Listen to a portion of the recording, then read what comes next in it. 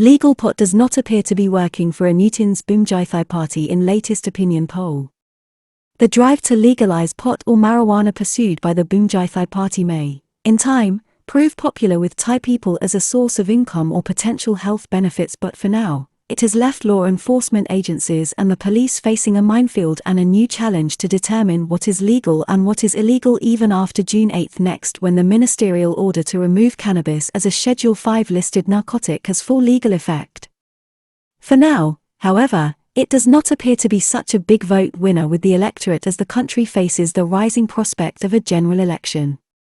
A shock opinion poll on Sunday shows that Bhumjaithai Party and Deputy Prime Minister Anutin Chanvirakul lagging far behind other political contenders despite the party's mission to legalise pot in Thailand, which is causing legal confusion for law enforcement agencies across the country as Thai officials try to balance the finer aspects of laws and regulations, which, so far, has resulted in a grey area over what exactly is legal and what is not. Last week, Deputy Prime Minister Anutin Chanvirakul intervened after two women were arrested in Khon Kaen for the possession of a cannabis plant, leading to an intervention by senior police officers and a message to the ranks of Provincial Police Region 4 to exercise restraint in prosecuting people for possession of cannabis plants for personal use at this time. In a statement following the affair, the Deputy Prime Minister, in strongly worded terms, said that the prosecution of such people in such a situation, given the regulatory and legal changes in train, could amount to bullying. On Sunday, in a National Institute of Development Administration (NIDA) opinion poll published in the Bangkok Post newspaper, the Bhumjaithai Party, Thailand's populist and nationalist political grouping which took 10.33% of the vote in the 2019 general election and 51 seats in parliament, only managed to register 1.88% with the two main opposition parties, the Pheu Thai Party and Move Forward Party, dominating the field with over 42%.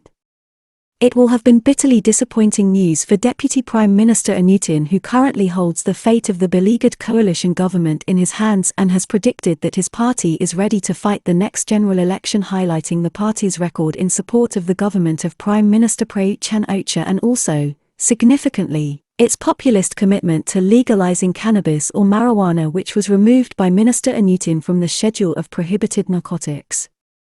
At the end of January, Deputy Prime Minister Anutin last week came to the rescue of two women arrested in Khon Kaen for possession of cannabis plants for personal use. Last week, Mr. Anutin reportedly came to the rescue of two women who were arrested by police in Khon Kaen after they were found each to own a cannabis or marijuana plant.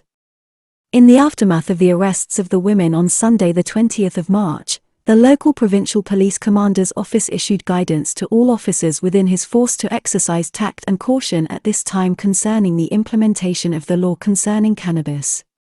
The current legal grey area concerning possession and use of the substance followed a ministerial order issued by Mr. Anutin in late January which saw cannabis or marijuana removed as a Schedule 5 listed narcotic. However, the regulation, strictly speaking, only comes into effect on June 8, 120 days after it was published in the Royal Gazette. Bhumjaithai Party only had 1.88% support. The Deputy Prime Minister, whose Bhumjaithai Party, according to a National Institute of Development Administration (NIDA) opinion poll published on Sunday, now only commands 1.88% support among the public, while behind the two main opposition parties who had over 42% support.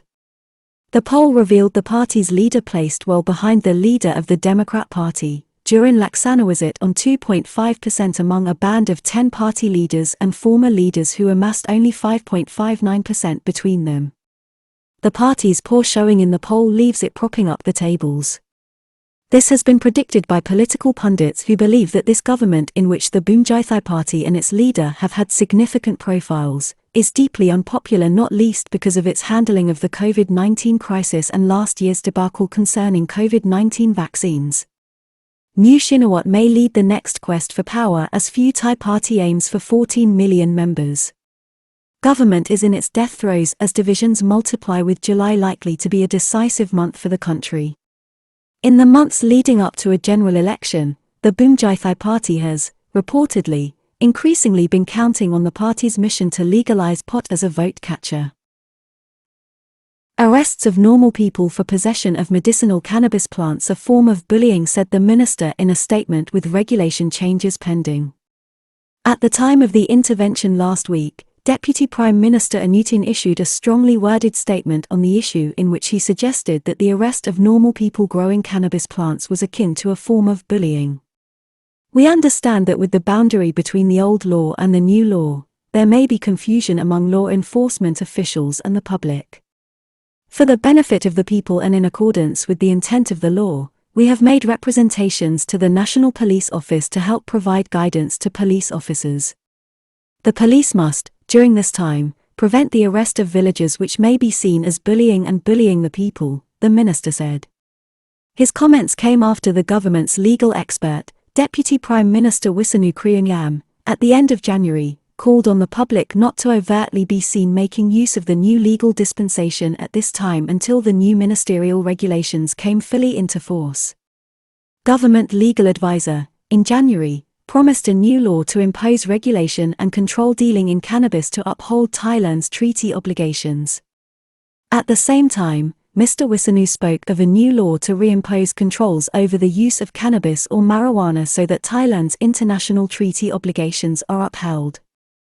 This includes restrictions on the sale and dealing of cannabis or marijuana and a legal framework to ensure that any cannabis plant extract cannot have a THC value over 0.2%, which is quite low and well below the strength of illegal cannabis resin on the market. This is a dark brown sticky substance found on the trichomes of a cannabis plant. It is the most valuable component of the plant from the point of view of end users for recreational purposes. As part of the implementation, it is understood that Thailand's Food and Drug Administration is examining the matter to clarify and streamline the situation. Meaning of the THC limitation in terms of legal enforcement after June 8 and pending legislation. There is some confusion already over the meaning and intent of this law, which is making its way through Parliament dealing with the proposed THC or tetrahydrocannabinol limitation. THC is the psychoactive ingredient in cannabis that users seek to achieve a high in terms of recreational use. Normally this was set at a minimum of 0.3% to 0.4% for illegal users of the drug as narcotic, with some special cultivators achieving a premium high with a THC as high as 25%. Strength of tetrahydrocannabinol, the active ingredient in cannabis, will be set at an ultra-low level. The confusion over the issue relates to the use of cannabinol, which has been used for medical purposes for some time and is thought of as a non-psychoactive cannabinoid, while cannabis resin is more psychoactive and has been used, up to now, illegally as a drug to get high. Legal cultivation of cannabis or marijuana for personal medicinal use appears to be the aim of the mission being pursued by the Bhumjaithai Party. The new law, which is being pushed by Minister Anutin and the Bhumjaithai Party, will, however, make the widespread cultivation and sale of cannabis for medical health purposes legal once those involved have sought and obtained a commercial license from local authorities to do so. There are definite signs that the move is somewhat popular among the Thai public, with reports that many villagers and small farmers have begun dabbling in the crop based on reports of the new law and the vision of the Bhumjaithai Party.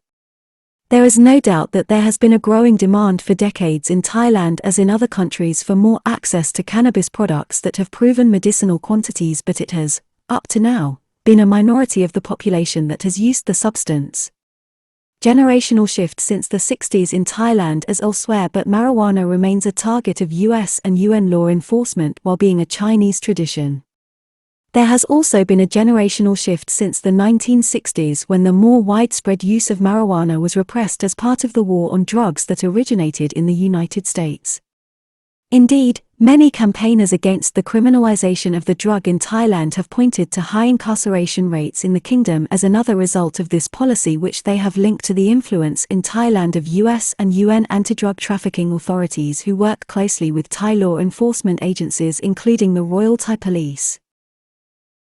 Significantly, the survey showed that attitudes toward cannabis among younger people in Thailand are more akin to older people surveyed, with only 47% of Generation Z adults or teenagers reported as having used the substance in the last year, compared to 55% of millennials and 41% of Generation X adults.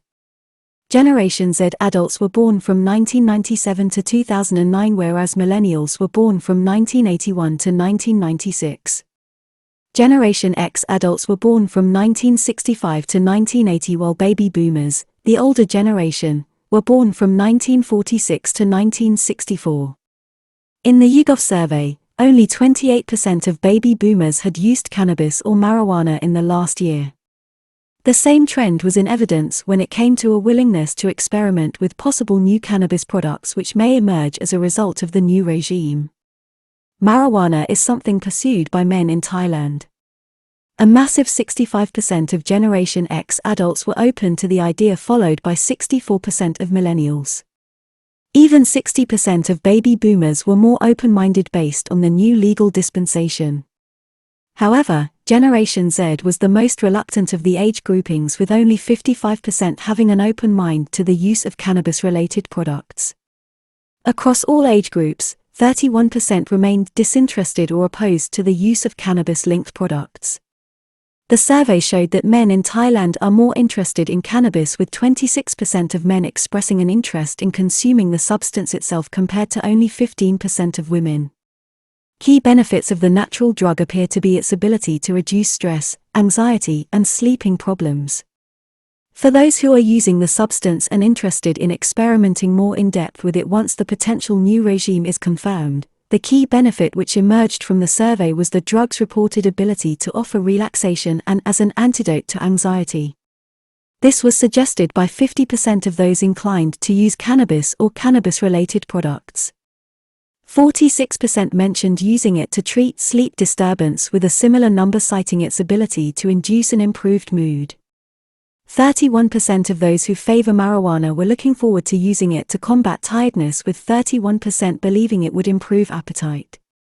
Fears of brain damage and behavioral problems, as more evidence points towards harmful effects such as brain abnormalities caused by regular use of pot. Those opposed to cannabis feared its addictive capabilities, with 36% expressing concern at this, while 21% feared a loss of behavioral control, with 18% fearing brain damage or loss of memory. There is a growing body of medical evidence to support these fears and claims.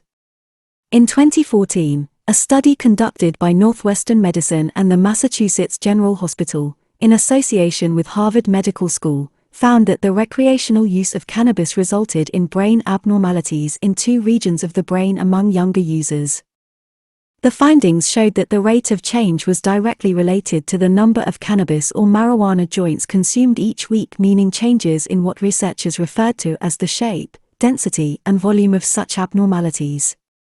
This study raises a strong challenge to the idea that casual marijuana use isn't associated with bad consequences, said one of the senior authors of the study, Hans Breiter, M.D., a professor of psychiatry and behavioral sciences at Northwestern University's Feinberg School of Medicine and a psychiatrist at Northwestern Memorial Hospital in Chicago, Illinois. Some of these people only used marijuana to get high once or twice a week, Breiter said at the time. People think a little recreational use shouldn't cause a problem if someone is doing okay with work or school. Our data directly says this is not the case. Bad taste or odor from pot is a turn-off. At the same time, 15% of those in Thailand disinclined to use cannabis or marijuana in any event also cited its unpleasant odor or taste as a consideration, with the same amount fearing an increased and possible erratic heart rate from using the now delisted narcotic. Last week, in response to the arrest of the 2 women, the police chief of Provincial Police Region 4, Police Lieutenant General Yang Yong Wetosot, issued an order restraining his force from strict enforcement of the law at this time. Police chief in Region 4 issues guidance to officers to be circumspect at this time in prosecuting cases linked with cannabis plants following arrests. A spokesman for the police boss, Police Major General Faizan Lusomban, said this: even if they are found to lack permission to grow any cannabis plant, a suspect should instead be given a warning and told why it is illegal for them to possess the plant. The 2 women at the center of the controversy last week, 72-year-old Nang Mahasina and 48-year-old Bunseng Singho, were arrested and later released from custody on bail. Although the use of cannabis is also illegal in China, the communist country has a long-standing tradition of using the drug as a health regenerator, with Chinese farmers growing the crop for the production of fabrics, medicinal products and recreational use, while Chinese firms, up to 2017, held 309 out of 606 worldwide patents relating to the production of cannabis-related products. YouGov poll conducted in February showed teenagers and younger adults less interested in cannabis products than millennial or Generation X adults. This change in attitude can be seen in the eye-opening results of a YouGov poll taken in Thailand on the 28th of February last, with 2,044 participants. They were visited afterwards at their homes in Khon Kaen by the chief of Ubanrat police station, Police Colonel Diakrit Panruansin, who personally briefed them on the current legal situation. Following the controversy over the arrest of the women, the Bhumjaithai Party leader said that his party would provide lawyers for any villager or normal person arrested in a similar situation, except for those detained by police concerned with large drug dealing offences who may be still illegally trafficking cannabis in Thailand. Bhumjaithai Party leader Anutin calls on people after June 8 to exercise caution and responsibility relating to the new dispensation, as concerns remain. At the same time, he called on the public to exercise caution and responsibility with regard to the new legal regime after it comes into effect officially on June 8 next. According to reports, there continue to be skeptics within key government agencies responsible for combating drug proliferation in Thailand, both as to how the new regulatory regime will be operated and how Thailand can honor its international commitments concerning 3 treaties or conventions signed by the kingdom between 1961 and 1988. 3 significant international conventions were signed by Thailand between 1961 and 1988 on narcotics control, including cannabis, but there is wiggle room. It does appear, however, that there will be legal scope for people in Thailand to grow and cultivate the plant and crop itself for personal use and to deal commercially in the substance once a license has been obtained, but the specifics of such arrangement have yet to be made clear. The situation can also easily be reversed by ministerial order or clarification by a new government. New cannabis industry emerging, but, in January, police arrested the operators of a cannabis cookie online store in Bangkok, a front for marijuana sales. In the meantime, there is now a burgeoning industry in cannabis extracts developing in Thailand, all in a properly regulated and, apparently, legal industry, although there is ongoing confusion, particularly for small-time operators and those seeking to exploit the new dispensation to sell cannabis resin directly to end users. In late January, at the same time as the minister introduced his regulatory orders and measures aimed at removing cannabis as a Schedule 5 narcotic, police in Bangkok swooped on 3 people operating a business manufacturing and selling cannabis cookies through a line group with 100 customers called the Hippie Cookie. An undercover policeman joined the group posing as a buyer. He was able to buy 5 grams of cannabis for 3,500 Thailand bahts. A challenge facing law enforcement.